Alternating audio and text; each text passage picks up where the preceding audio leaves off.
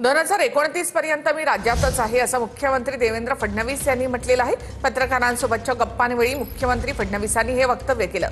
2029 पर्यंत मी राज्यातच काम करावं ही पक्षाची इच्छा आहे असं देखील फडणवीस म्हणाले। तर पुढील काही वर्षांसाठी विकासाच्या योजना केंद्राला दिल्यात असं देखील फडणवीसांनी म्हटलंय।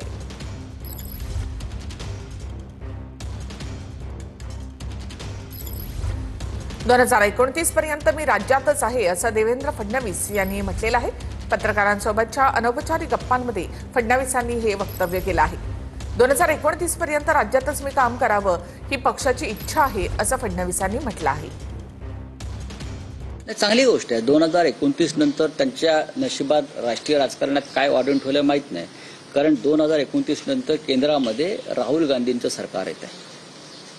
खरं म्हणजे ते ह्या वेळेलाच आलं असतं, पण व्होट चोरीचं जे प्रकरण सातत्याने बाहेर पडत आहे त्याच्यामुळे लोकसभेच्या 50 ते 55 जागा आणि इतर काही जागी या लोकांनी कशी मतचोरी करून मोदींचं सरकार आणलं, आताही त्यांना बहुमत नाहीच आहे आणि 2029 पर्यंत मोदीचं सरकार राहण्याची शक्यता मला कमी दिसते।